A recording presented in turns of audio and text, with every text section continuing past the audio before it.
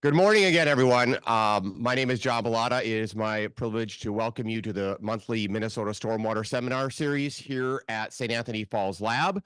The monthly Stormwater Seminar Series is brought to you by a partnership of the St. Anthony Falls Lab, the University of Minnesota Water Resources Center, and the Minnesota Pollution Control Agency.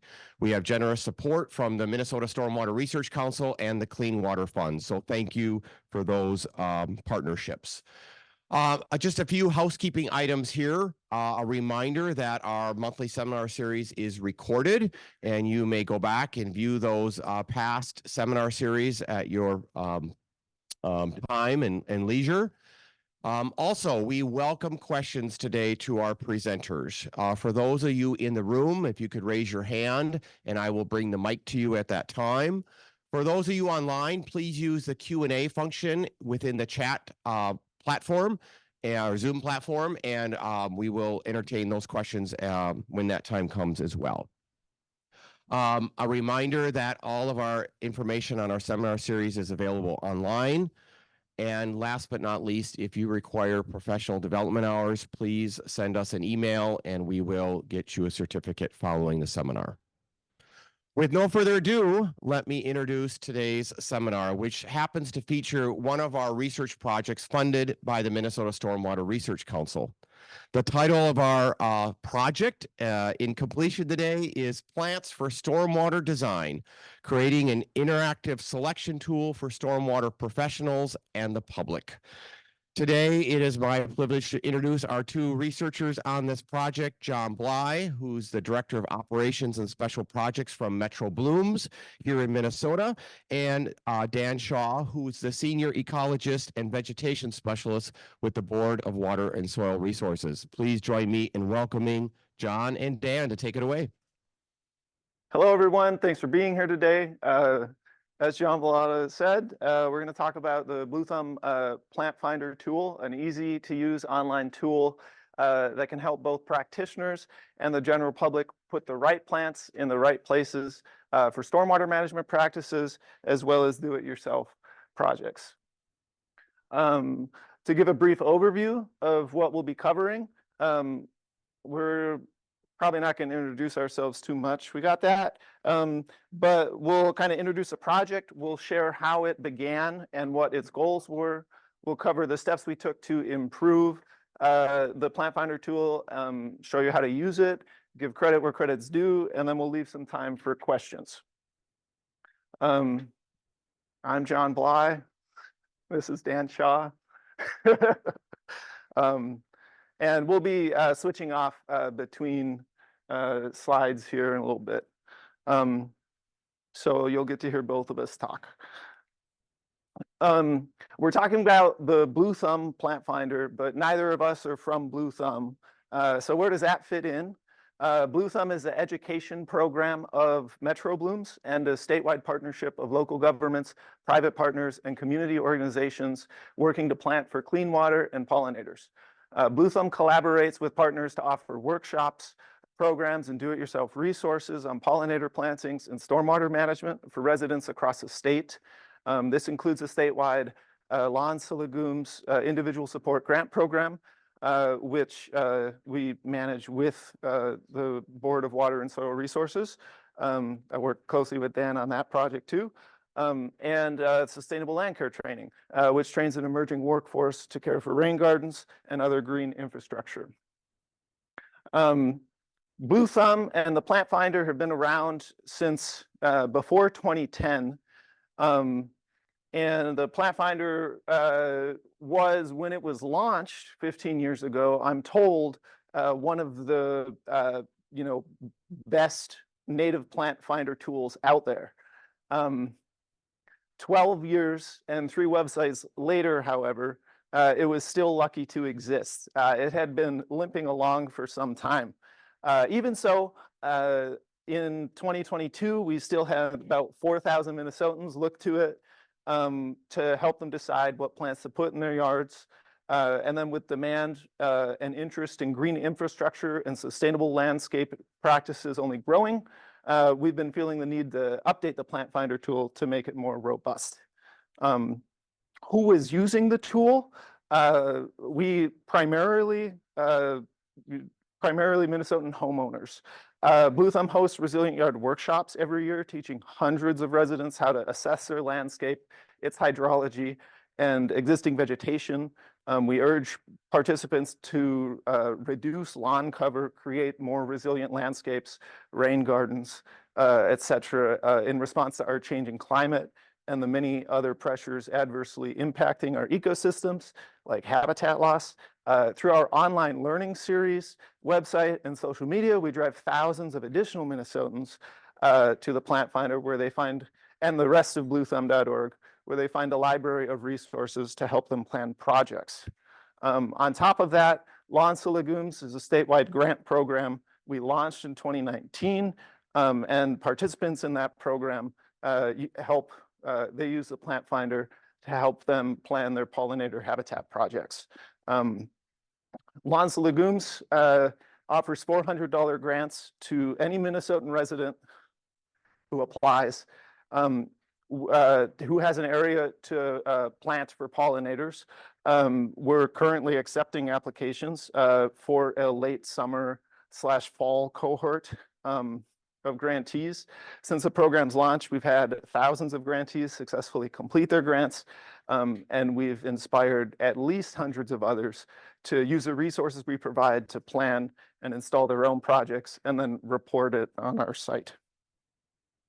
In addition to this audience we kind of already had for the tool, we wanted to aim higher. So in 2022, we applied for and received a grant through the Water Resources Center, funded by the Clean Water Fund and the Minnesota Stormwater Research Council. Our main collaborators were Dan Shaw at Bowser and Mike Trojan, now retired hydrologist at the Minnesota Pollution Control Agency. We also convened an advisory team of Minnesota stormwater practitioners and conservationists to provide input during the process. More on that process in a moment. The MPCA was specifically interested in this tool to help make it, to help expand its audience from Minnesotan residents and homeowners to kind of professional stormwater practitioners. As Dan will touch on shortly, green stormwater infrastructure has been around long enough for all of us to see more than a couple projects fail. And while we couldn't come up with a solution to make every GSI project foolproof, we believed ensuring that they were planted with the right plants will help increase the odds of their success. So we added a new target audience for the Plant Finder.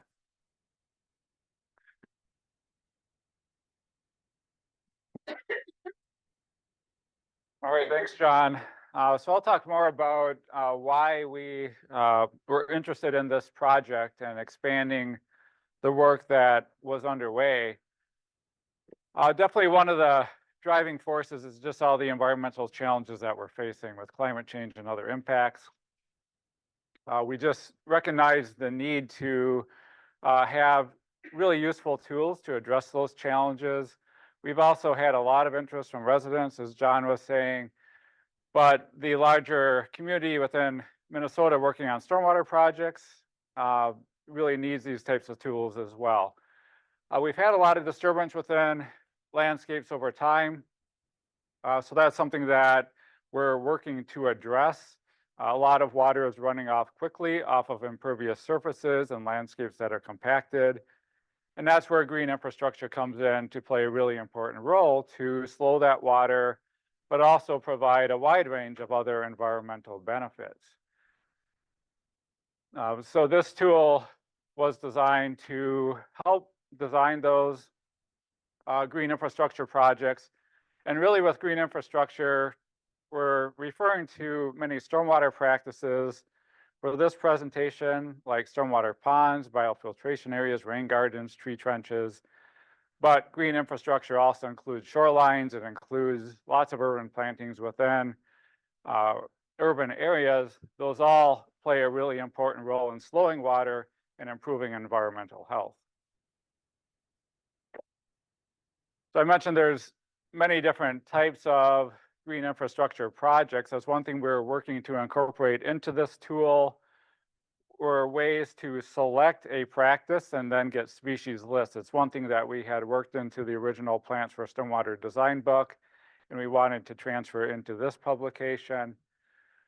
And I'll talk a bit about some of the important benefits of green infrastructure. Definitely climate change benefits is something that we've been very focused on. Extreme precipitation has been a significant stress within landscapes, and these practices play a really important role in capturing water. One thing that we've talked about for a long time is trying to have a lot of these practices throughout landscapes to try to capture water as close to where it's falling as possible, so that we can slow that water down within landscapes. And that's where green infrastructure comes in many ways. But these practices also play a really important role for reducing heat islands, particularly when we have trees and shrubs incorporated with them, and when we can replace impervious surfaces with these practices. And then we're very focused on carbon sequestration as well. I work on climate policy with the state and the climate action framework, and we're looking for ways to do more carbon sequestration. So these practices can help with that as well. One other thing we talk a lot about is just the benefits for neighborhoods and communities with green infrastructure. There's parts of the Twin Cities where if you're driving through, you're mostly seeing impervious surfaces and lawn areas, particularly in environmental justice areas. And that's where it's really important to try to work these green infrastructure practices into landscapes. There's a lot of building research on the importance of nearby nature, particularly in these environmental justice areas. Native plants improve the aesthetics of these landscapes. And there's also educational components to these projects. This is a picture of a volunteer planting event being led by Metro Blooms, where a local community is being involved in planting a biofiltration basin. One other topic we're very focused on right now is the decline of insects and bird populations. In the case of the rusty patch bumblebee, our state bee has decreased about 80% over 20 years. We think that may be similar for many of our other 500 species of native bees. In Minnesota, monarch butterfly has had a similar decline. So these types of projects can play a really important role as well in protecting those populations. These plantings can provide pollen and nectar sources for insects. We've seen significant declines in many bird populations, particularly since a lot of them eat insects, and the insects have been in decline. So these plantings can be food sources for those birds that are looking for either insects or for seeds within landscapes. These sites provide nesting habitat as well. Many of the native bees nest in stems of plants, so it provides that benefit for those species, but then also for bird species that are looking for nesting sites, and then also clean water sources. These are some pictures taken by Rich Harrison, who's on our team for this project. This helps demonstrate some of the diversity of the insects, but also the plants that are being incorporated into green infrastructure, and just the enhancement or the benefits for our well-being having these species in the landscape. So we want to talk a little bit about what leads to failure of green infrastructure projects. And we definitely have failure of these projects. In a lot of cases, it is a lack of maintenance that might be leading to the failure. And we'll talk a little bit more about maintenance and the importance of that. But plant selection and just the installation process, those are other reasons that these projects fail. And it was one of the reasons we wanted to work on this project to increase the success rate of the projects. We want them to come in well. If they come in well and they're well established, then the maintenance costs are less long-term as well. So that's where plant selection is really important. One thing with green infrastructure projects, particularly stormwater sites, is that there's a lot of stressors that impact them. So heat can be an impact, sedimentation, water fluctuations, herbivores, salt. There's just a lot of things happening within these stormwater projects.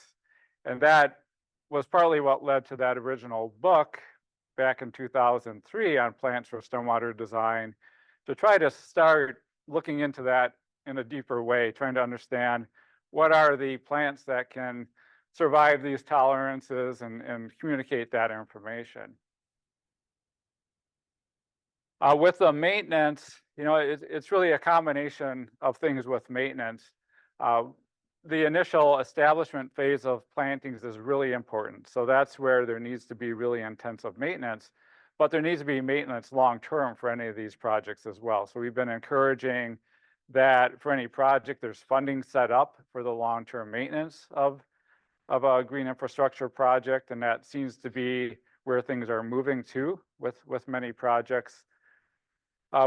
We have more work to do with training a workforce that knows how to maintain these projects, and that's part of what Blue Thumb has been doing with their program to train youth to maintain these projects. But then plant selection can be part of this as well for thinking about the long-term sustainability of these projects. So if the right plants are selected from the beginning, it's going to significantly decrease the maintenance needs of a site over time. And that was one thing we were thinking about with this tool, partly thinking about what plants can handle different stressors, but then also thinking about resiliency of plants. So we've incorporated a resiliency score into the tool. And then there's also a role for plant diversity, that we're seeing that more diverse plantings are more resilient as we have a drought or a lot of extreme water. If there's a diversity of plants, or they can adjust, that plant community can adjust to those stressors. And we've been seeing that with the drought cycles that we've had recently, that we need a diversity of plants that can handle those conditions. So it's not all about just picking the most resilient plants, it's also about having a diversity of plants within a project. So ultimately our goals were really to build off of the foundation that had already been started with the Plant Finder tool, with the original Plants for Stormwater Design book, start moving that into the next phase. And there's still more work to do on this. We'll keep evolving it over time, but we wanted to build that foundation, help with the success rates of projects, help the professionals that are working on these types of practices, and then make sure these are successful, that the public has a good perception of green infrastructure so that it gets promoted into the future. And I'll turn it back over to John. All right, so we know our goal. We had a pretty simple plan. We're going to figure out what new categories of information the Plant Finder needed in order to be most useful to our existing and intended audiences. We needed to find that information, combine it into one place, and then get it online and shape the the display of it, the sorting, searching, and filtering of that information so that people could input their site characteristics, their design criteria, whatever they need, and get a list of the plants that are most likely to thrive in their site. Then we'll launch a tool and we'll gather and incorporate the feedback. That was the plan. It went more or less according to plan. For step one, determining what the new tool would include, like the 5 of us on the project team certainly had some ideas on what kind of information we wanted to add to the tool, but we didn't want to build a tool that was just helpful for the 5 of us. So we started with surveys. We sent to large audiences, over 100 people of our primary audience demographics: stormwater practitioners, designers, conservationists, and project planners. We got their feedback on what categories they would find most helpful in a Plant Finder tool. And about 10 individuals also responded to the survey, electing to participate more deeply in an advisory team that helped us think through and rank the possible categories of data help us prioritize what to focus on gathering to include in the final tool. From there, we started to assess what was already out there and available to us, and what would take a little more work to pull together. This is a copy of the survey results that ended up deciding what categories of information we focused on including. One thing to note, our survey didn't include any of the existing categories of information in the old plant finder, like sunlight or soil moisture requirements. We knew those were important. We weren't going to cut those out, so we didn't even, get those ranked. Survey respondents ranked each category from 1 to 5, least to most helpful in their opinion. We used an Olympic average, dropping the highest and lowest single scores from each category to help buffer the results against any one person's extreme prejudices. But you can see, using the mean or the median, we kind of come to the same result. People really wanted to know, to be able to find plants that were specific to, within their native range. They really wanted to know plants that were most beneficial for pollinators, as well as plants that could help stabilize erosion, survive salt, and how they behaved. We have a mild to wild score to get a sense of how quickly plants could establish and whether they were more docile or aggressive, which in certain cases, you want one or the other. So we started gathering that information we had ready access to, which includes a certain book Dan has some familiarity with. Pick it back up. Yeah, so we worked on this publication back in 2003. It doesn't seem that long ago, but it was quite a while ago. Myself, Rusty Schmidt, were the lead authors. We worked with the Pollution Control Agency. Mark Gurnis, Lewis Flynn were very involved in this. And then Rich Harrison helped with layout of this publication. And I mentioned we had the intent of trying to guide designers with projects, thinking about the stressors that are part of these stormwater projects and how to pick plants. And this was really the first publication nationwide that we knew of that was really focused on that topic. And there hasn't been much else nationwide that has been developed on this topic.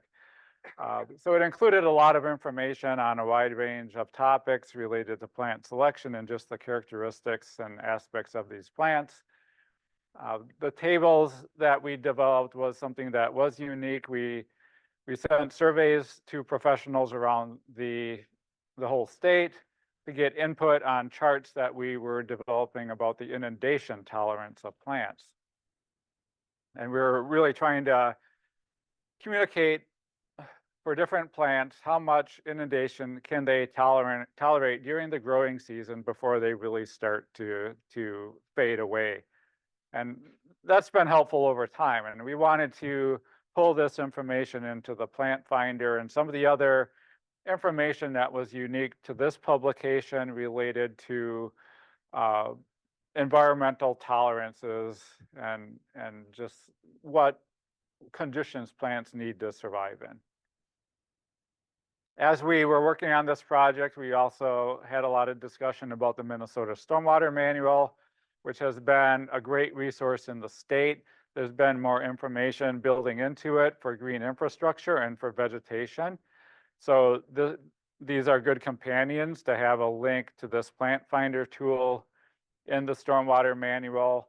We'll also have links to the state seed mixes. And we are in the process of starting to look at the state stormwater seed mixes. That'll be something that I'll be working on coming up here. We've been working on many other mixes and trying to get those updated. We haven't gotten to the stormwater ones yet. So if anybody's interested in being involved in that process, let me know. We're looking for more input about the composition of mixes, but then whether we need any new mixes as well. We've been talking about a new biofiltration mix as an example. I think with this plant finder tool, it does work well with the state seed mixes. The state seed mixes we see as a starting point for many projects for seeding into a project. Plant finder tool helps to think through what else could be included within a mix, or maybe included as a containerized plant into a mix. So really we're thinking across seed mixes, containerized plants, different types of plant material for projects. And I think back to John. All right. So besides the Plants for Stormwater Design book, which was an exceptional resource, from which we also got the basis of our project types that plants were most likely to fit into, you know, infiltration basins or shoreline buffers, etc.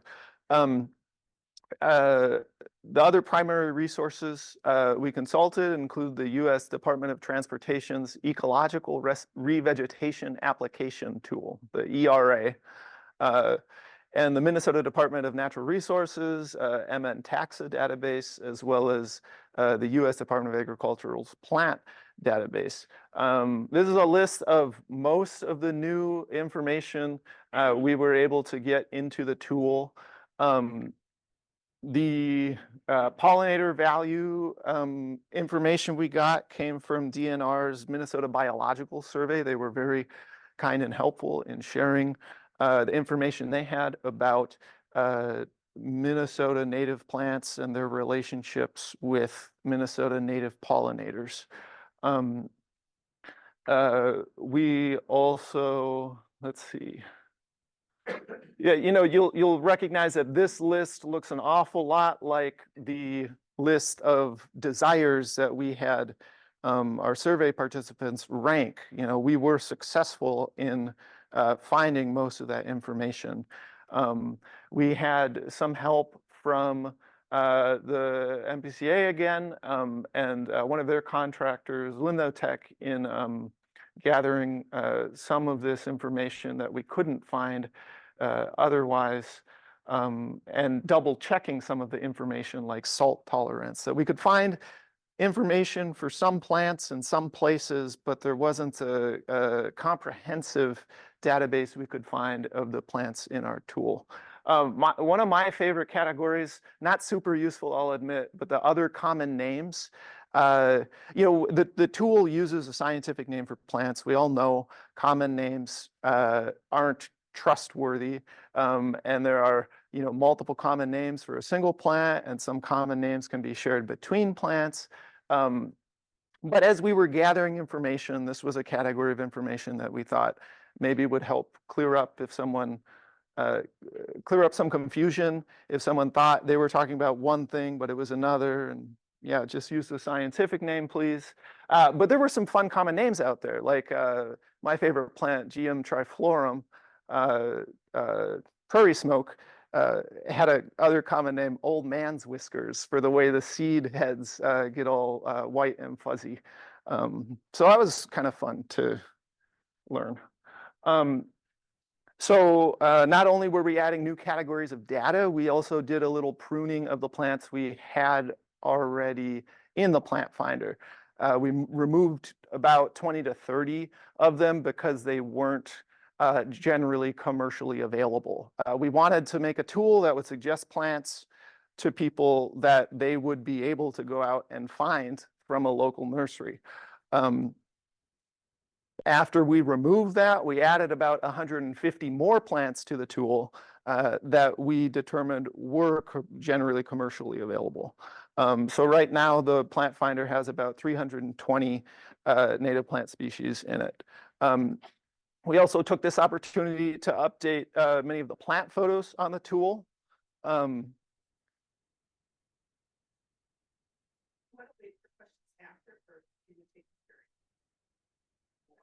We'll wait till, okay. I'm told we'll wait till the end. So MinnesotaWildflowers.info, a great website for helping identify plants in Minnesota, was very generous, sharing a lot of their photos, as well as Blue Thumb Partners, Minnesota Native Landscapes, Ecoscapes, and Light Dark Landscape. and the DNR with their pollinator info. Also a great addition to the tool. So we figured out what we needed. We went out and got it, put it online. The beta version of the tool launched in mid-October, and we started collecting initial feedback on that. Since that point up till the end of March, we took an iterative approach to updating the Finder, ending up with a tool we're pretty darn happy with. So, looking forward, we are still, we're just getting the word out about the tool. And there's also a few things as more eyes and hands get on it.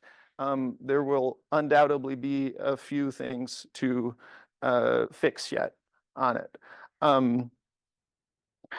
But I can say that so April is generally our busiest month for the tool. In the past 4 years, I looked at our website analytics for the tool for the past 5 years, and we have tripled the number of users and visitations to the tool in April of this year than we have in the previous 4 years of the first half of April. So I think we're off to a good start getting the word out there. So we've talked to you about what the tool is. Let's show you let's show you the tool.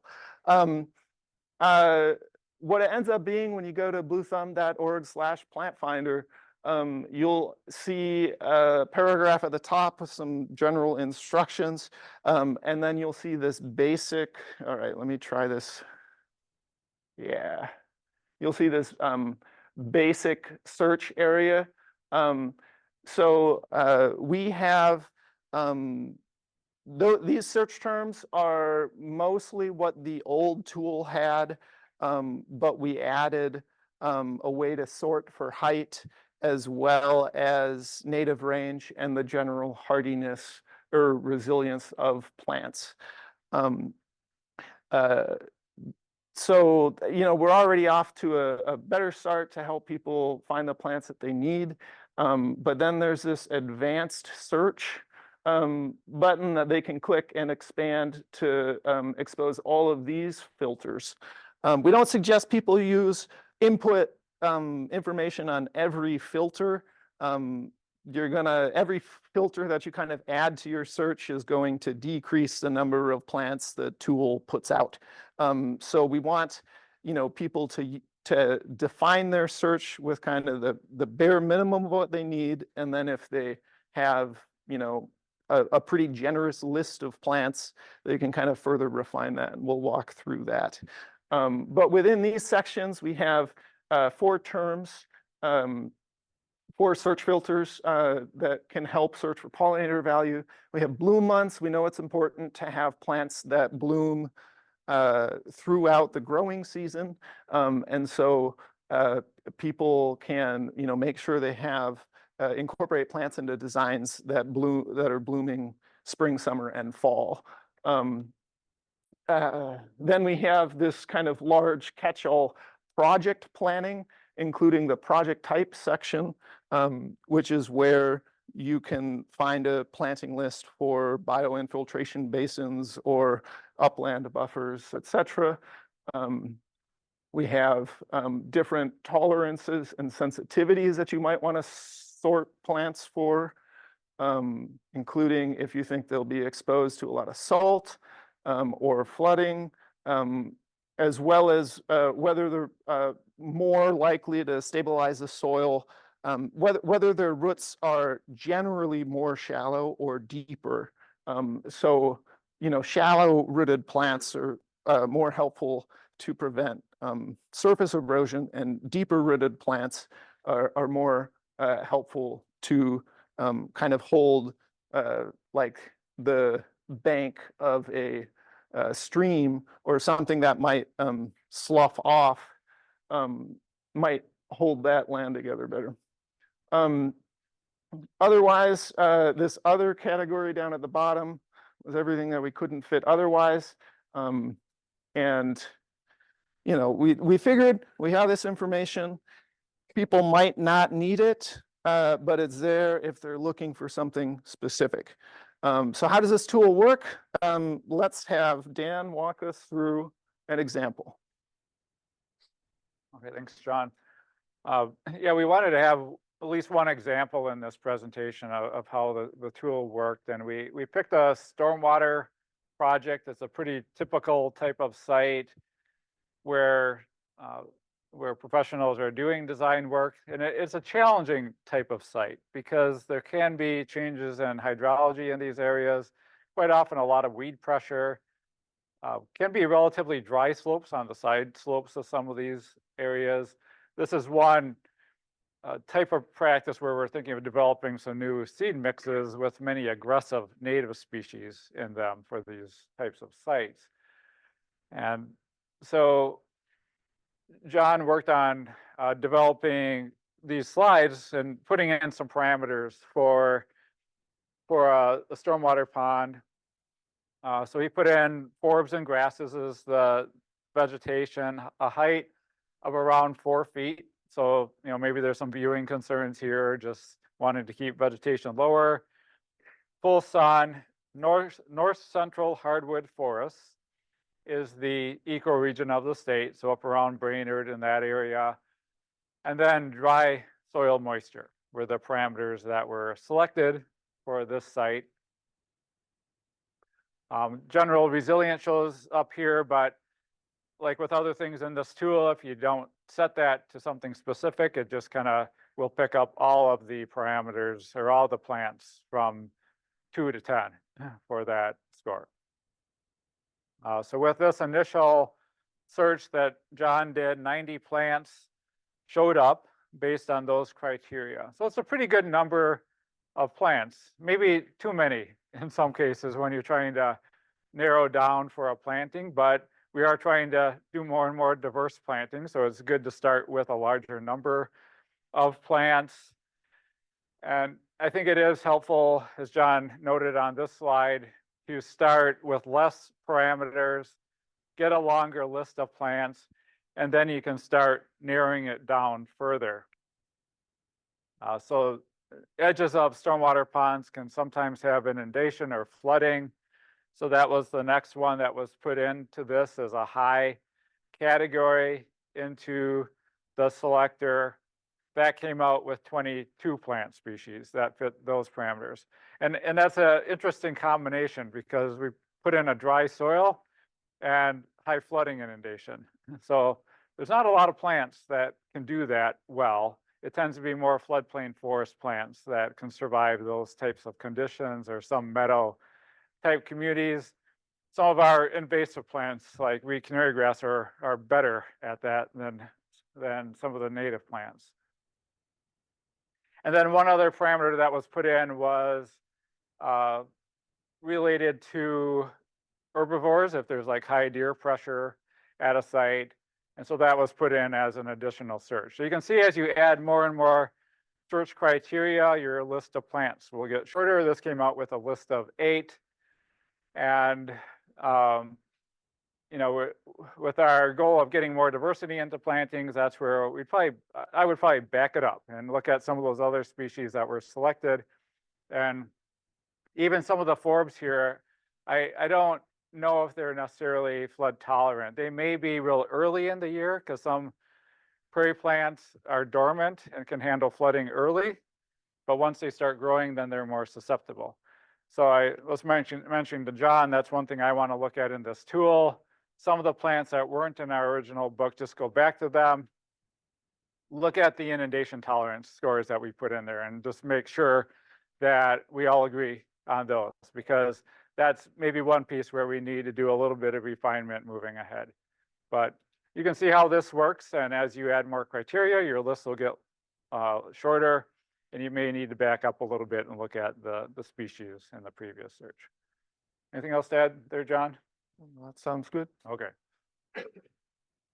I think it goes back to you, John. All right. Now we're just wrapping up here. You can find the tool at bluethumb.org/plantfinder or through this nifty QR code on the screen. take it for a spin, see what you think. You can direct any feedback, positive, negative, somewhere in between to me. My email is john@metroblooms.org. Happy to hear from you.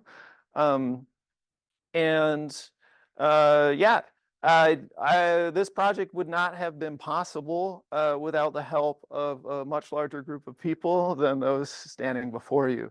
Mike Trojan and Aaron Hines at the PCA helped us plan the project, shape the tool to be useful to stormwater practitioners.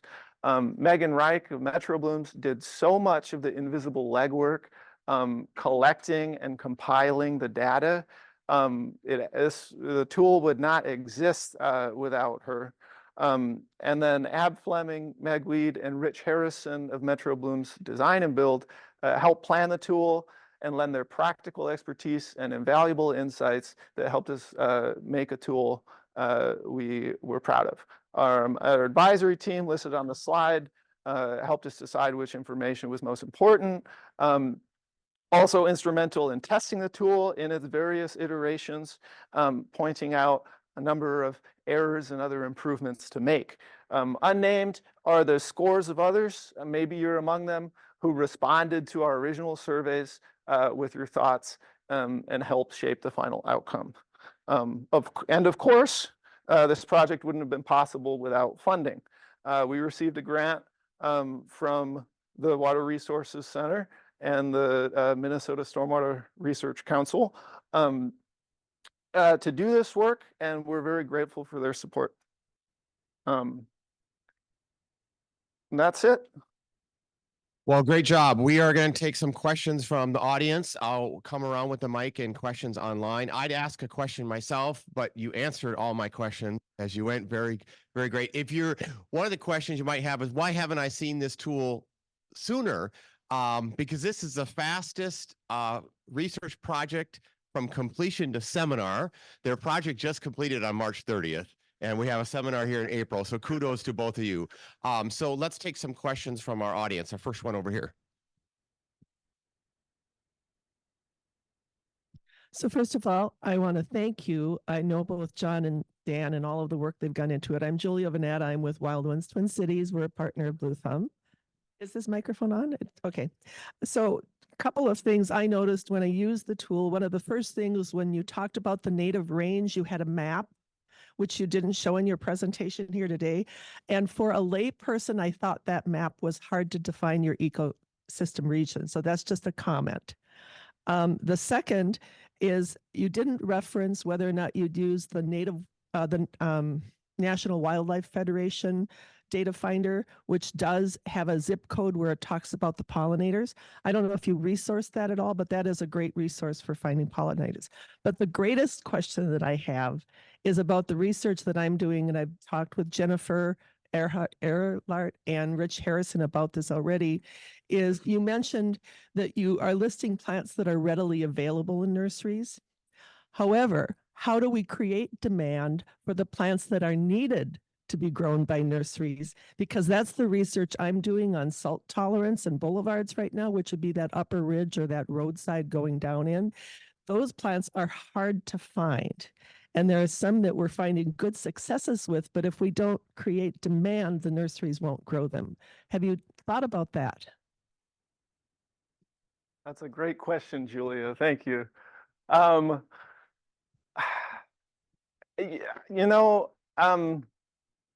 I think we struggled with that a little bit with the tool. We didn't want to be suggesting plants to folks that they couldn't find, because we didn't want to cause frustration. We wanted to give them a tool that would help them get the plants that were out there in their projects. But I can definitely see what you're saying. And if we started telling people these 3 plants really need to be in your project, and you can't find them anywhere, but then nurseries get the calls like, why can't I find this here? That's That's definitely worth considering. I will say that we built a plant finder. It's very easy to add more plants to it. So off the cuff, I wonder if maybe we would want to, we could talk about the plants you have in mind, and we could add them and have it in the notes of the plant and in the project type, like a experimental or hard to find kind of tag to kind of warn people, but let them know these would be great if you can get your hands on them. Especially with the changes in climate right now, so that heat tolerance, there's some plants out there that work.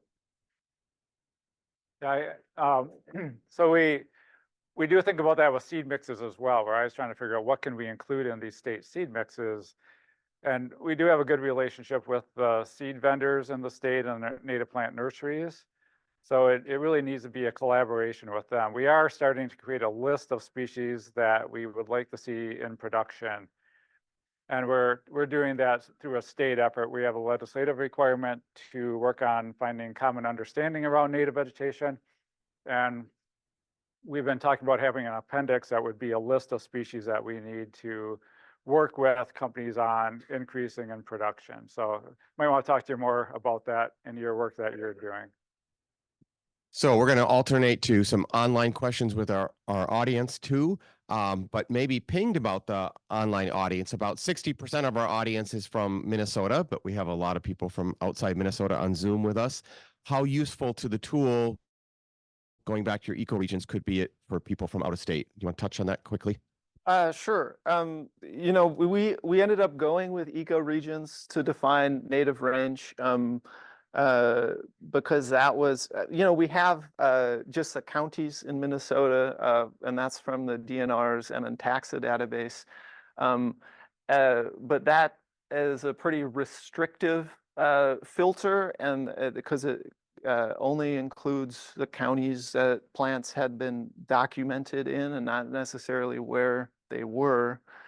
So we wanted to have kind of a broader filter. So we went the ecoregions, which all extend outside the state borders. So I'd say if you are joining us from east and western Wisconsin, or the eastern Dakotas, the ecoregions we have on our borders, you very likely could be in as well.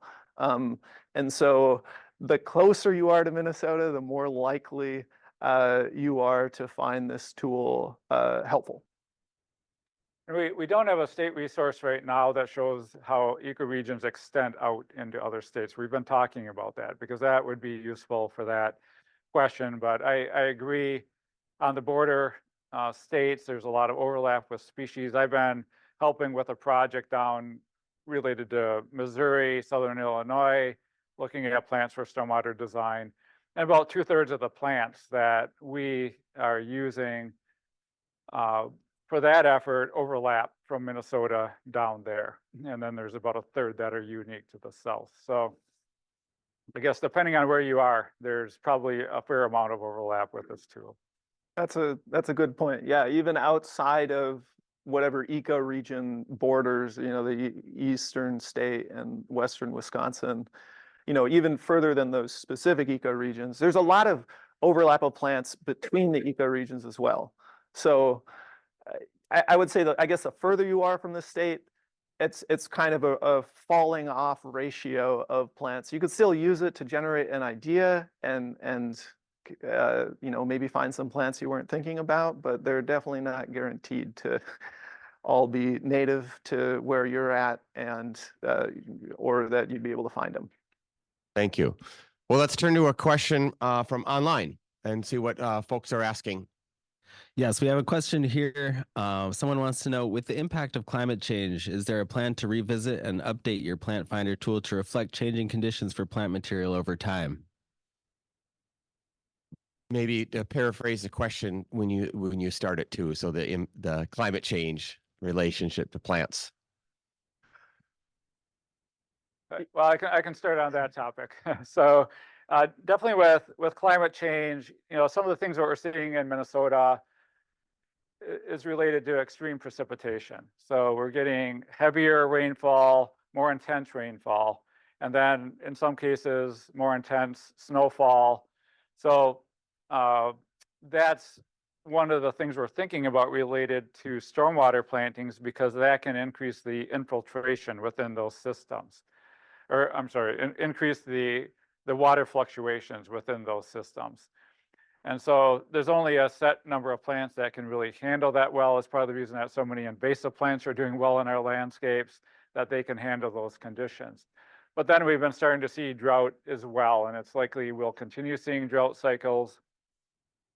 So that's the other part of plant selection we're thinking about, is the species that can handle those conditions. And so it's challenging now, because in some systems, you need plants that can handle the changing water levels, but also drought cycles.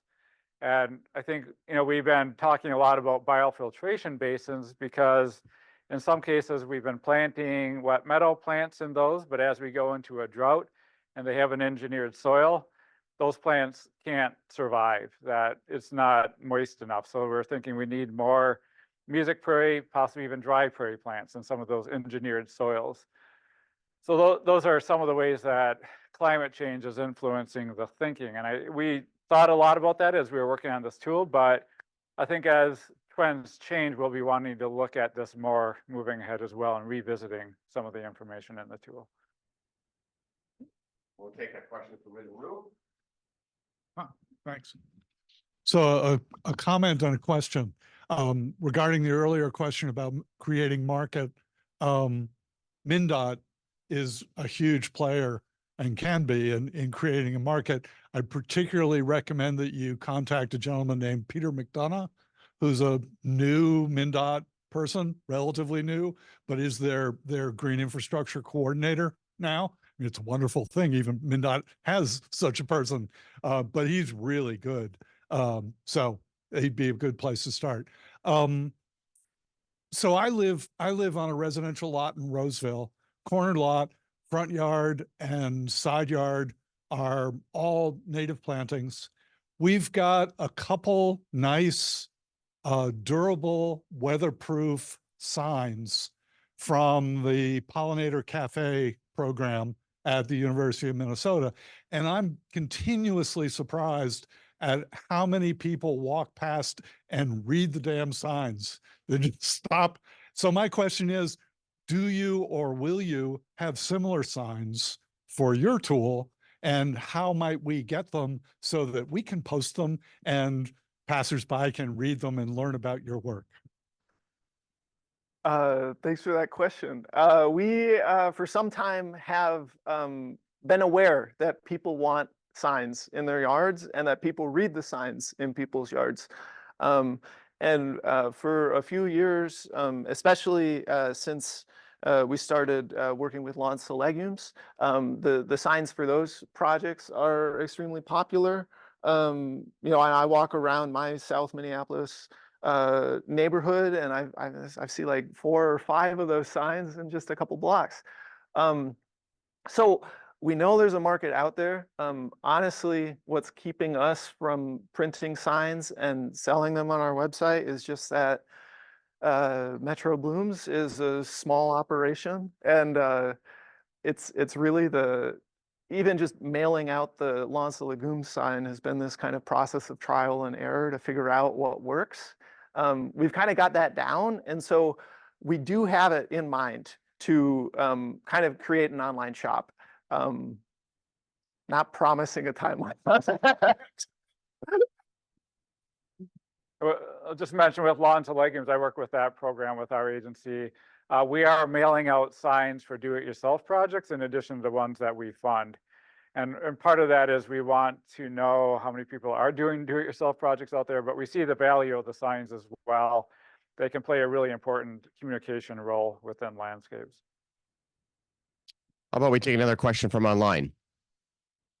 Among other common names, has there been consideration for including cultural names? For example, names of plants in indigenous languages. Yes. Yeah. I love that question. Honestly,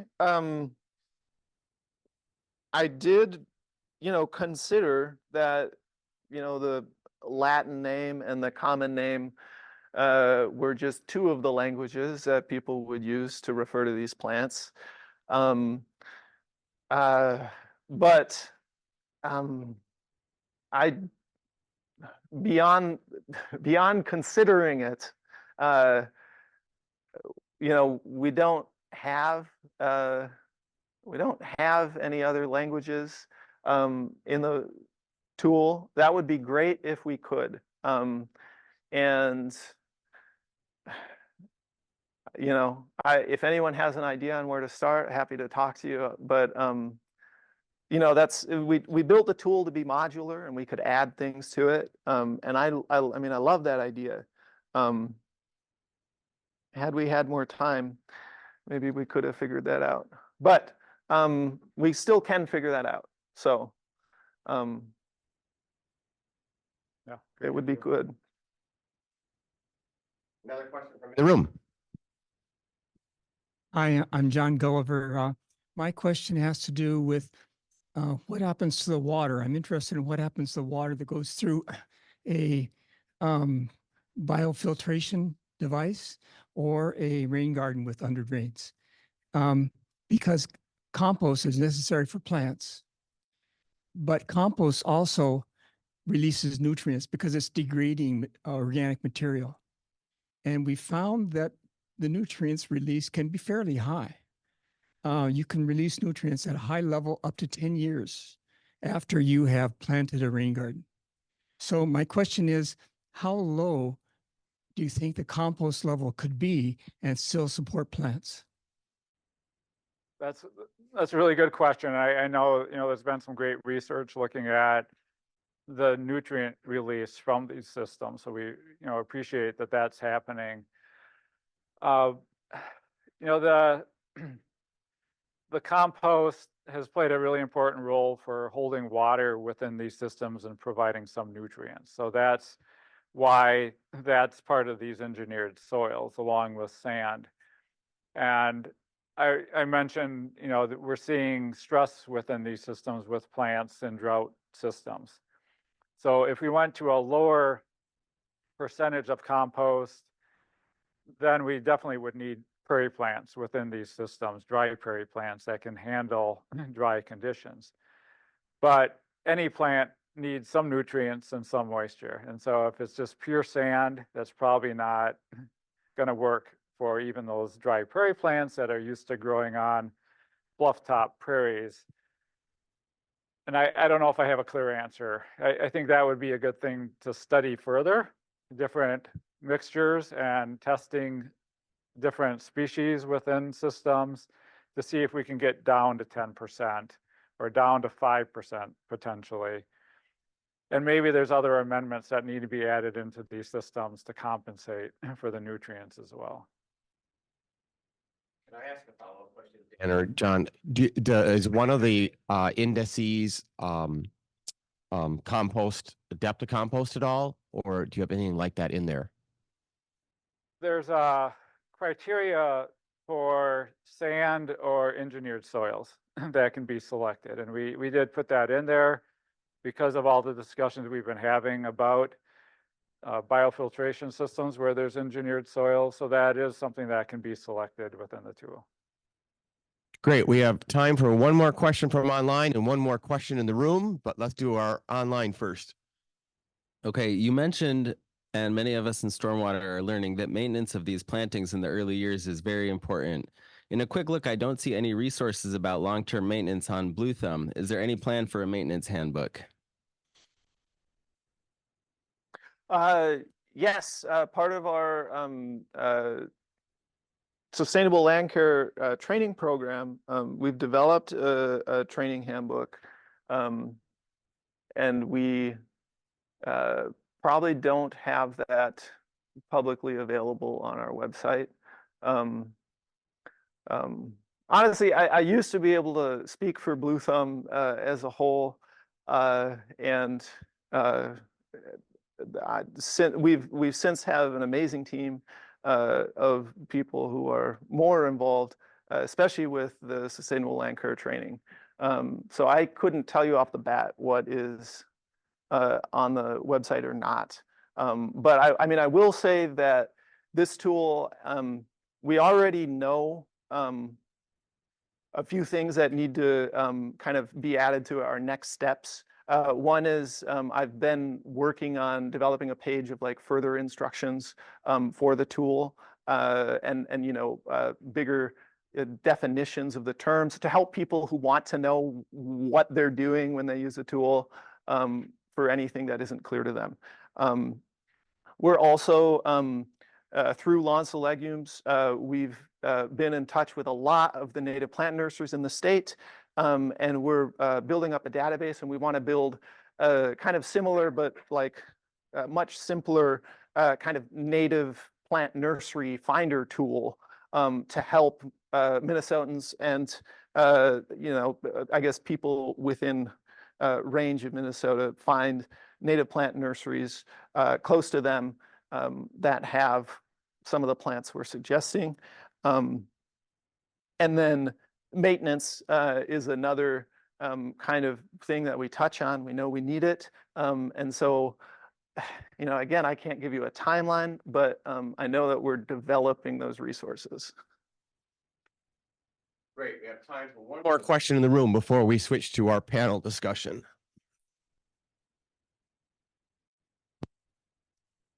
Good morning. So my question relates to the factors that you use to like classify the various categories.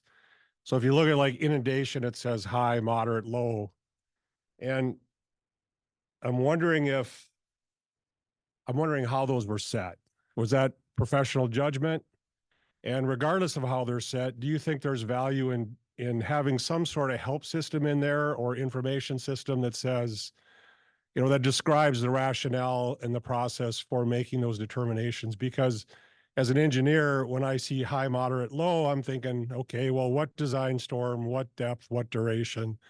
And I think the more that you can incorporate that detailed information, the more of a link you're going to create between the engineering community and the natural resources community. Yeah, thank you. Great question. That's the page that I'm working on with the kind of definitions of terms.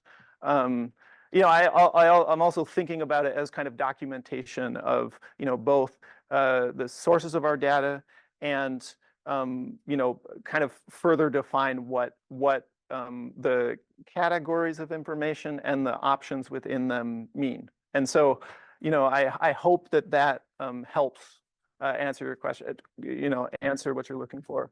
You know, those were just kind of set through, you know, just judgment. Like the Plants for Stormwater Design book has the table of what a plant, how much water a plant can tolerate being inundated with for a certain level of time. And turning that, you know, curve into just we wanted to strike a balance between amount of kind of factors you could select versus like simplicity of use. So yeah, so hopefully the page I'm working on will help document some of that. Well, great. Well, join me in showing a appreciation for John and Dan in their presentation.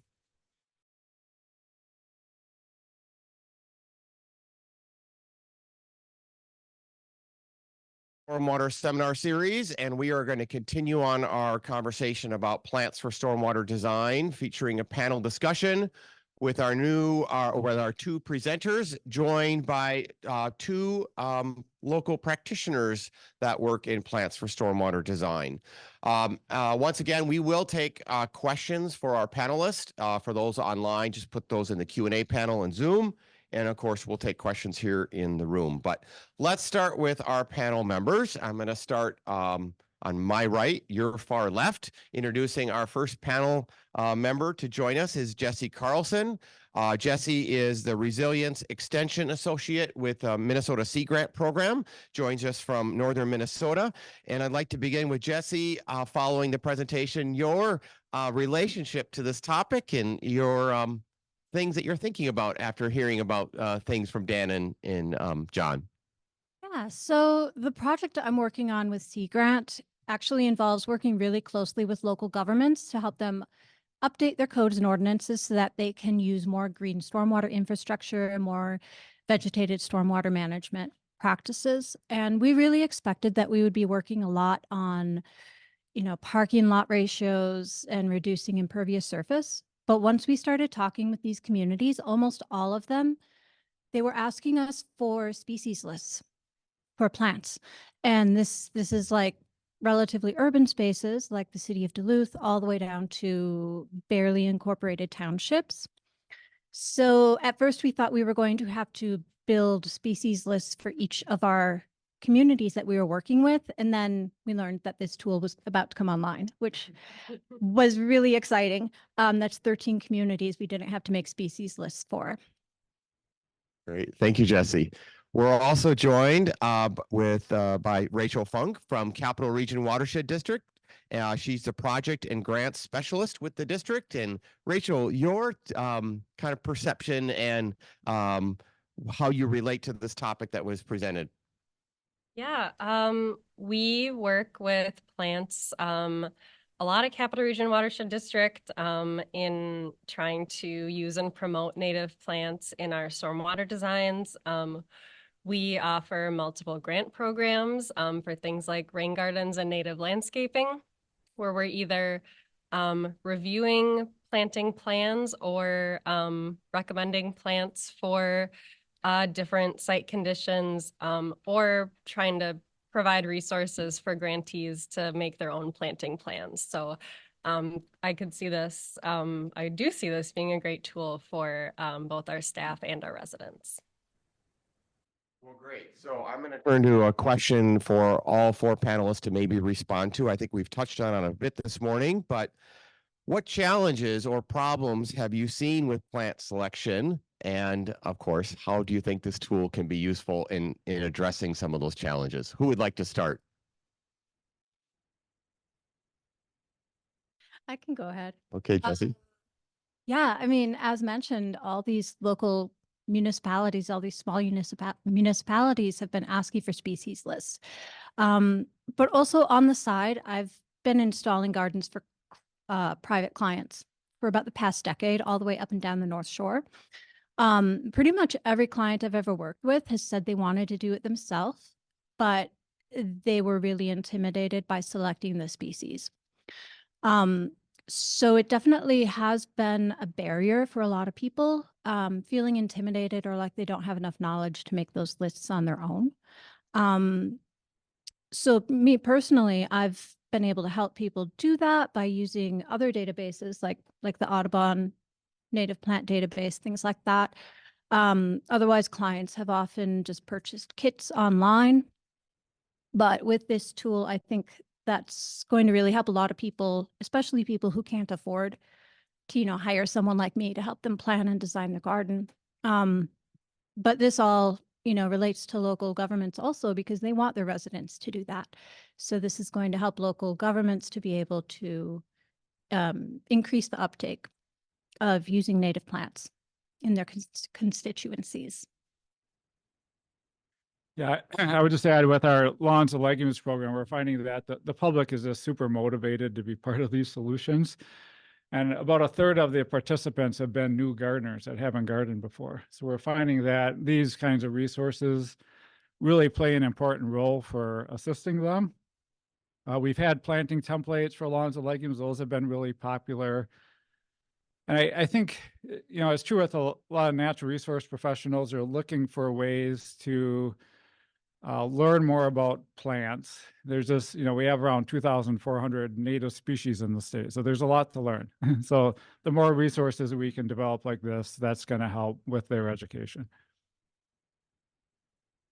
I'll chime in too. And I think Dan and John talked about a lot of the topics I have in mind too with, heat and salt tolerance, in urban areas too. I work mostly in St. Paul. We deal with a lot of things like foot traffic and trash and, kind of other kinds of stressors, but then also one thing on our minds a lot too is just like public perception around native plants, and making sure that we're selecting plants that are going to grow in a way for a long period of time that maintains some form of neatness and aesthetic appeal too.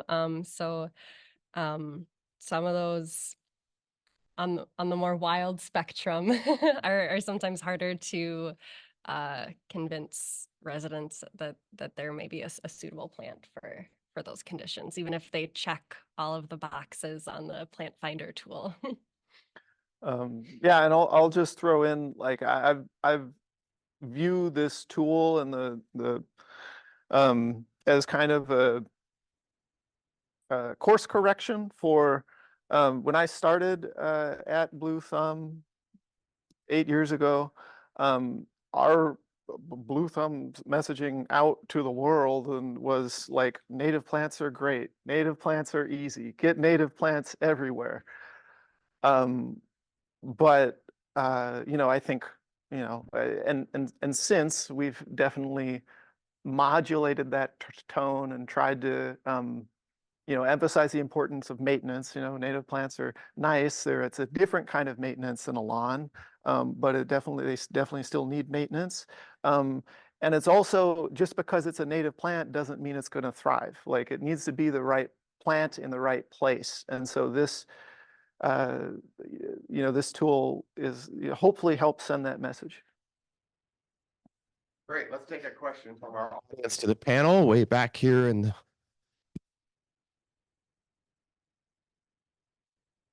Thank you. One thing I've heard, a theme, is that there's a lot of interest in native planting, lawns to legumes and so forth. What do you suspect is driving that interest from the public? Is it aesthetics? Is it climate? I'm guessing stormwater is not at the top of most people's lists. And from a stormwater perspective, what can we do to maybe bump stormwater up on that list? Well, I can start based on our experience with lawns and legumes. We actually have a survey out right now where we're asking that question, like, why are you interested in being involved in this program? I think what we've gathered is a lot of the news articles, a lot of the information that residents are getting about the climate crisis, about biodiversity loss. It's a lot of bad news. So they're looking for ways to be involved. So I think, the news outlets have done a great job of communicating information. So I think that's a lot of it. I think people are maybe starting to see some of these effects of climate change. Their lawns are not green, and they're dealing with maybe more localized flooding, things like that, and looking for kind of the what can you do solutions that can make an impact, and native plants might be one of those solutions. Yeah, and I'll just add too, because we're working with really small local governments, the people we're working with, there's a lot of political diversity among the partners we're working with. Everyone agrees that they care about water. And we've actually found that people will come together to talk about keeping their water clean. And a lot of the requests we've gotten have come from people who you wouldn't normally assume would care about climate change. They care about their water. So actually, stormwater, I think, is a pretty good way to make some movement on that issue, and especially working with small local governments. So much happens at the small local government level we never see. And I'm starting to see it just being on this project. I'm totally in awe of local government and the people who wear 10 hats to keep things running. So I think working at that interface at the local government level and focusing on water, I think actually is a pretty good idea. How about we take a question for our panel from online? We've had a few years of drought recently. Do you have any recommendations for choosing drought-tolerant plants, especially for new plots that are still establishing roots?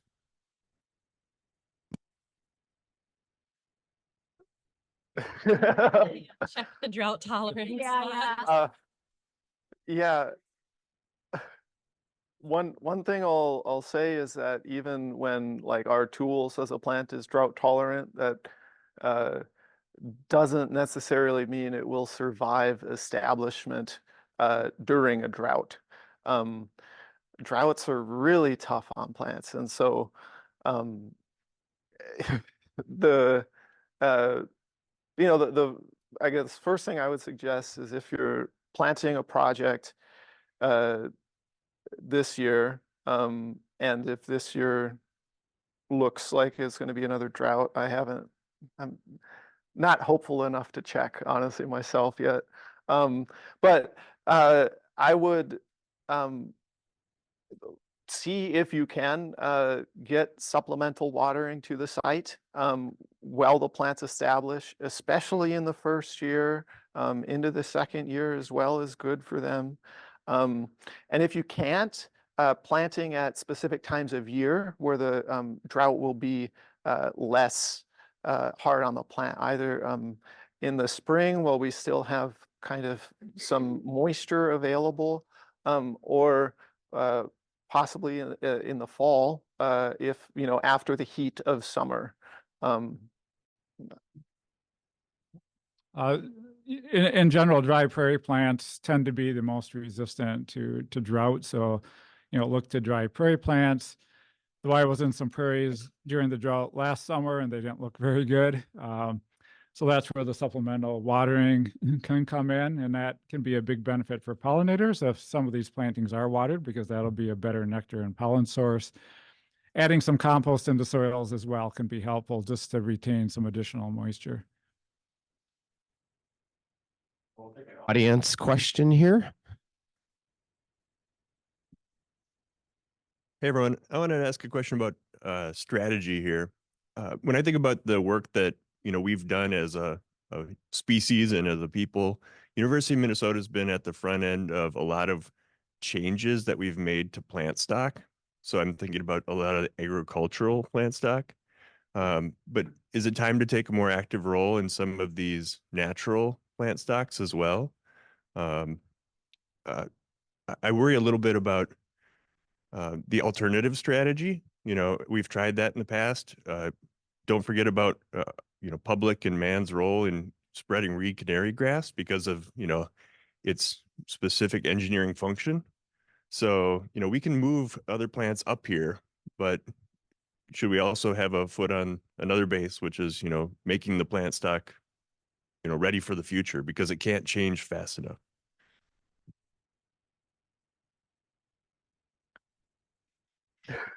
I'm actually, I love this topic. Yeah, just assisted population migration, things like that. Or even, selecting seed stock that is going to do well.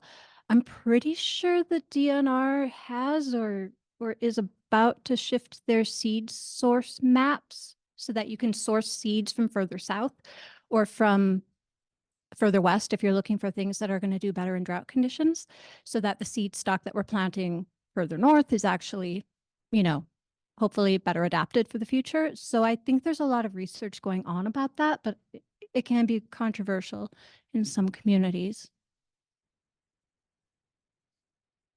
Yeah, it is a topic I get involved in a fair amount related to plant policy, and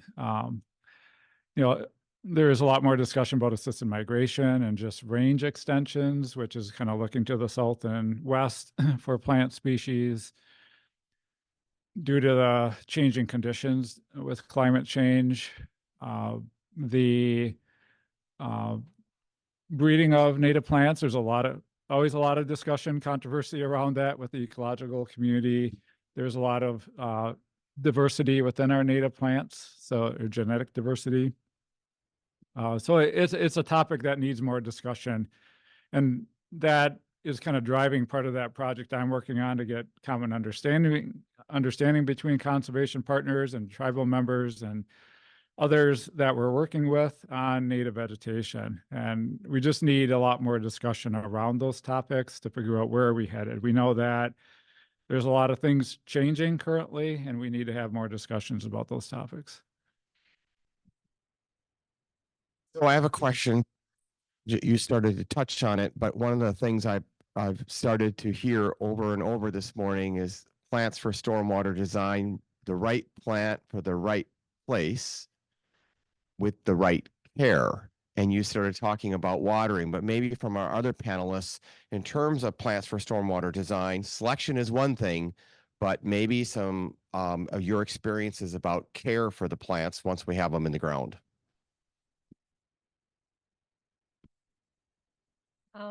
With our plantings at Capital Region, we usually include supplemental watering, like that's been mentioned before. Sometimes some of our sapling or smaller plugs are more prone to like grazing by deer and rabbits when they're young. So we'll try to, fence those off and protect those until they can get a little bit bigger. We again,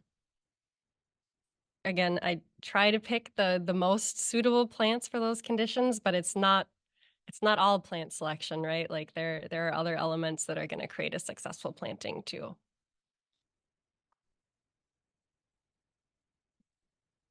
I can jump in there. The maintenance side, I spoke about that a little bit in the presentation, that we're still in the beginning stages, I think, of figuring out how do we effectively maintain these? How do we have a workforce that knows the plant ID, that knows the weed from the native plant? So we have a ways to go. There's probably room for new technologies as well for weed suppression within these systems. So I think there's a lot of work to do yet. And sometimes it does come down to the design of a site. Like sometimes a more solid planting of shrubs might be the most sustainable planting for a certain location because it's not going to have much weed pressure. So if you know you're not going to be able to maintain it, something like that may be better. Sometimes planting in strata or different layers is helpful because you get more shade, get less weed competition. The resiliency of the plants is something we've been thinking about too. We do have a resiliency score in this tool. It concerns me a little bit because I don't want people just selecting all of the plants that have a 10, because we're going to have like 10 plants for planting everywhere. So, we still need diversity, and diversity does lead to resilience and does lead to weed competition as well. So we do want diversity within landscapes. I'll just add to, I know in the city of Duluth, this is something they're really concerned about when we're working with them and we're talking about species lists. They are really constrained when it comes to hiring people. So they're very aware that the maintenance is a huge issue. And that really affects which species they select and which green infrastructure technique they're going to use in each space. But then in the other communities we work in that are much more rural, what we're finding is that there's among private landowners, they love workshops and educational opportunities, but most of those that are available to them are like what you said, native plants are good, and then it kind of stops there. And people really want and need more how-to and hands-on, how to maintain these things and how to make sure that they actually survive after they put them in the ground. Question from in the room here.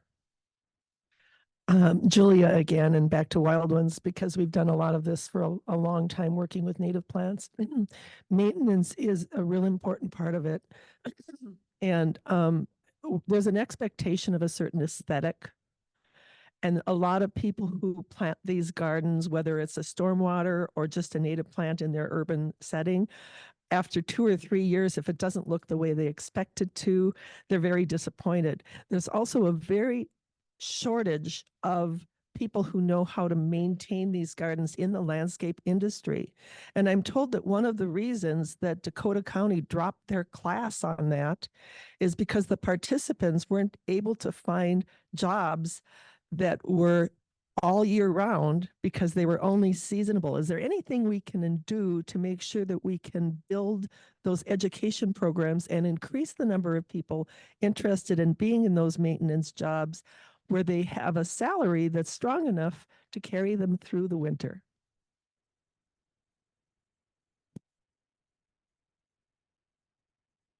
I'll just say I've experienced that problem firsthand. Yeah, that's an enormous barrier, and I don't hear it talked about enough. Yeah, the people who I know who do that for a living, they have a different job in the winter, and most people can't do that. It's definitely a problem. Well, definitely with some of the companies that do this work, they're shifting over to buckthorn control or other woody control during the winter. So that is a model that does work for crews that are doing this type of work. We do just need a bigger workforce, and so we do need to do more training.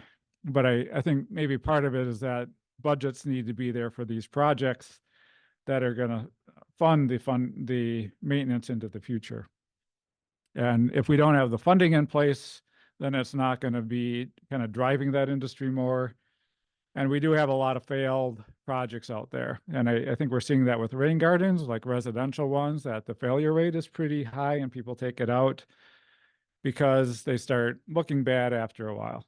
And that's something that needs to be addressed. And I think it can partly be addressed through building up this workforce, having crews that can go around and work with residences within these landscapes, do the maintenance that's needed. And so I feel pretty strongly we need to move in that direction for this to work.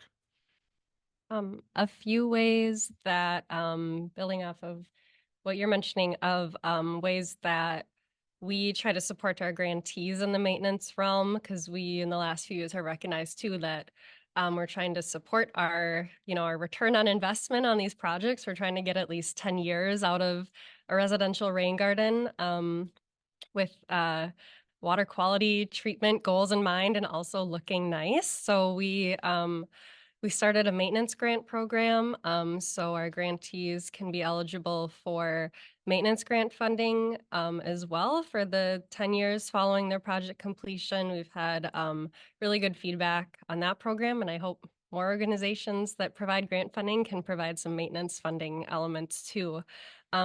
We also try to set those expectations at the beginning of the project of what this will look like, recognizing that planting plans are going to shift over time a bit as some plants reseed more than others and move and die out, and you replant with different species. I know I think it's City of Minneapolis sometimes will provide like an image of what to expect year 1, 2, and 3. I think that's a great idea to share up front. And we also have been trying to pair some of our grantees with volunteers, Minnesota water stewards who will sometimes do like a one-on-one site visit or host a workshop for grantees to attend to ask maintenance questions specific to their projects. So we're making a big push to try to be more involved on the completed side of projects too lately. Great. Can we have a question from online for our panelists? Plugs versus potted plants versus seeding. Is seeding in a biofiltration basin generally successful, or do you push for germinated plants?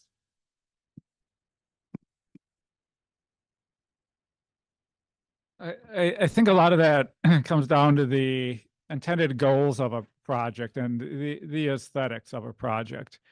There are some pretty large biofiltration basins being done, and cost factors in then. So sometimes they can't be done all with containerized plants because it costs too much.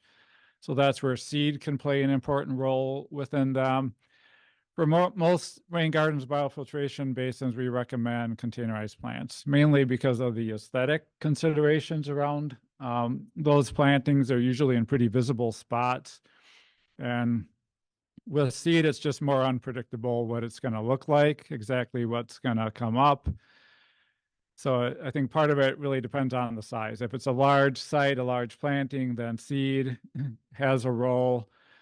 The water coming into them plays a role too. If it's going to be online right away, a lot of our seed floats. So the seed is going to move around. So that's another reason that seed doesn't work in a lot of these systems, and that quite often it needs to be containerized plants.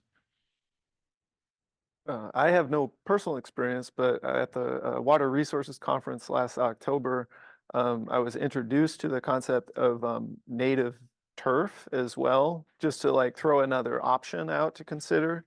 There's a few companies that are supplying kind of some mix of grasses and forbs in a kind of mowed down turf rolls that you then lay out on a project. And apparently they establish all right.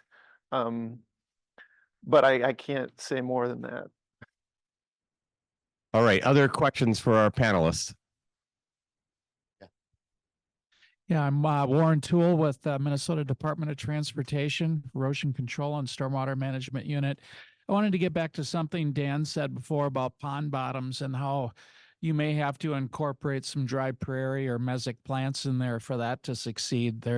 We'd had some conversations this winter about that, and we found that there's also some things that you can do in construction to help with that too. Sometimes with those ponds, you'll have a rooting zone layer where you may have sand and a compost mix. That's going to be your initial growth layer. And then below that, you may have a drainage layer, but then have an abrupt boundary in there, which is kind of a drop off for all your soil moisture. And sometimes the roots will kind of follow that line and tend to go a little bit horizontal, but talk to folks that have worked with kind of blending those layers a little bit. Requires a little bit more finesse during construction, but it does kind of promote root proliferation downward and get rid of that soil moisture drop off in there. So there has been some observed success with that. So just something you can do on a construction end too to help the plants along. Thanks. So no longer right plants, right place, right time, but right media too. Any other comments from our panelists about the media component? Not so much on the media component, but on the because this is also right technique. I will say, our work with the PCA and wanting to link this tool with the stormwater manual, things like this that folks are learning out in the field, hopefully, find their way onto the stormwater manual for best practices for these types of projects. And so the plant finder, we're not trying to host, like information on how you successfully install, the buffer for a stormwater pond, because that information can be on the stormwater manual. So what we'd want is to be able to link back to places where people can find that information to kind of further their knowledge and increase the likelihood of success. Other questions from in the room? Randy. So a comment and a question again. Hearing the discussion about the importance of maintenance is encouraging, and the idea that you're thinking about moving toward guidance and a manual on maintenance for all this is a wonderful notion. You should be aware, John, you owe me a quarter for this. You should be aware that there's a really valuable and wonderful operation and maintenance tool for stormwater BMPs that was created by the University of Minnesota. It exists in a really solid book, but then instead of just selling it, they also give it all away on the web at the same time.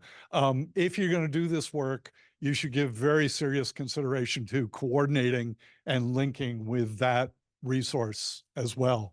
The question has to do with this wonderful idea that we're getting more and significant numbers of these sorts of installations, private yards, more public lands as well. And it's regarding essentially the cumulative impact of these. Are we, for you, is there any work toward quantifying and documenting the cumulative impact, both in terms of, say, water quality, also flood reduction, in order to tell a powerful story, say, to state regulators or the state legislature, but also, and this is my personal obsession, is cities are regulated for stormwater discharges and water quality, and they're always looking for ways to get credit under their permitting program, either within the MS4 permit itself or toward meeting TMDL wastelet allocations. And being able to quantify and document the cumulative impact of all these installations could be really powerful for these cities that are looking to be able to claim credit. So is there movement and any work in that direction? If not, should there be? Our organization tracks all of that internally. So whenever we have a grant program that goes in the ground, we track pollutant reduction numbers and square footage and volume reduction. And same with our native planting program, we track, the square footage essentially of what's being installed. I am not sure if there's kind of a larger effort out there to track all of our cumulative impacts.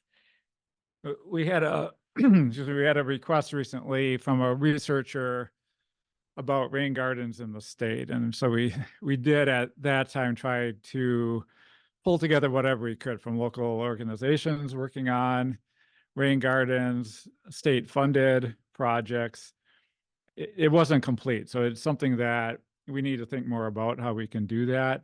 Definitely with lawns and legumes, we're trying to track as many outcomes as we can related to projects in environmental justice areas, water storage, carbon sequestration, benefits we can directly track related to insects. Those are all very useful as we're working on a program like that to work with legislators, show them the many benefits. But I do think it would be a benefit of having more of a statewide tracking of this green infrastructure somehow. You should know there's a coalition of the MS4 permitted cities statewide. There's about 172 permitted cities, and about 130 of them are organized in something called the Minnesota Cities Stormwater Coalition. Mm-hmm. And I feel confident in saying that those cities would be eager to help pull that data and information together and contribute, their local information. They would love to hear that the state is actually interested and wants this information and eager to help. Okay. I actually had a conversation with someone whose name I cannot remember right now. He's at a neighboring Sea Grant, and he showed me a tool that he was trying to promote that brought together a couple of GIS layers within Esri that allowed you to do that. I will try to remember his name and pass it on to you if I can. Esri is also working on Esri and other folk, a lot of other folks as well, in standardizing data categories. It's whatever the hell all the inputs going into GSI, GIS systems are, standardizing those for stormwater. And that could be a really valuable tool toward being able to collect this information as well.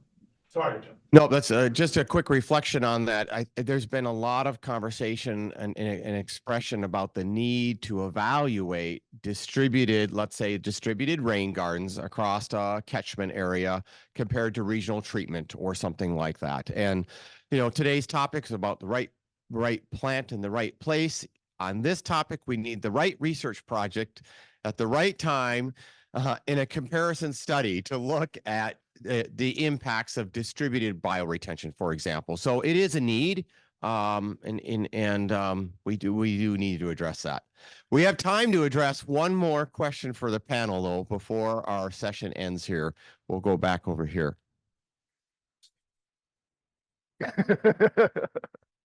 So my question, resiliency, I've heard discussion about that today from an individual species perspective, I believe. But then I've heard also that if you combine those species, you get greater resilience. presumably at some community level. So how do you evaluate that, right? You're going to go through your list, you're going to select a species. How do you consider how that resiliency increases from a community perspective as opposed to an individual plant perspective? And should that be somehow in your tool? Well, it is a little complex. So it's not necessarily simple. It's something we think about when we're designing state seed mixes. We're thinking about different functional groups, we call them, within a seed mix, like having cool season grasses, warm season grasses, sedges, legumes, other forbs.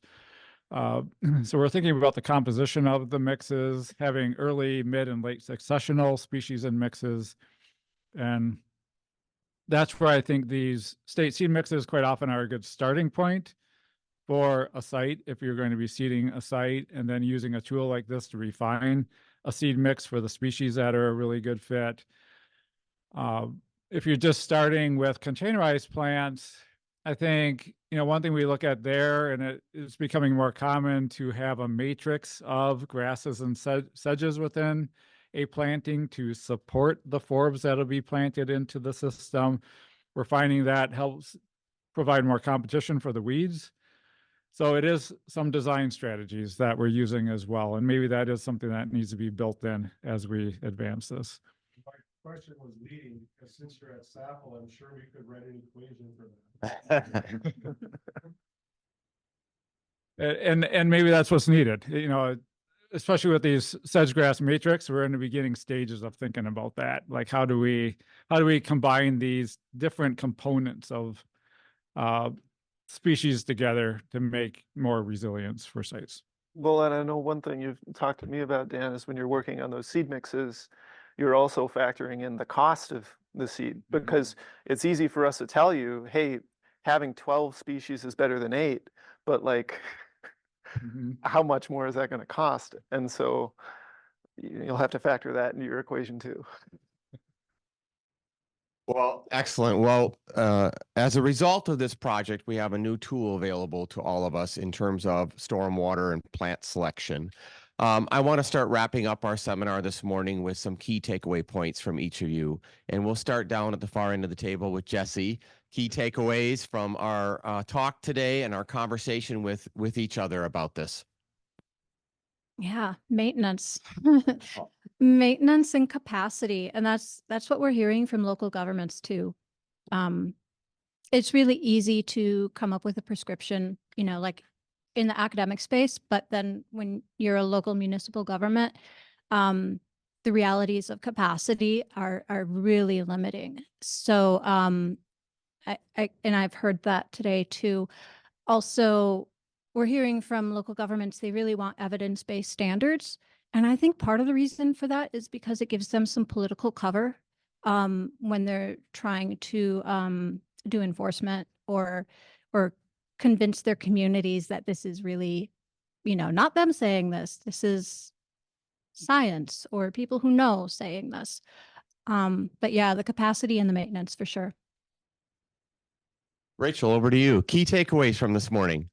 Yeah, I think, as far as the tool key takeaway, I think it's really great that the audience is expanded from more than just kind of residential plantings to more stormwater practitioners and professionals. I think that it's really nice to have a tool that works for both of those audiences.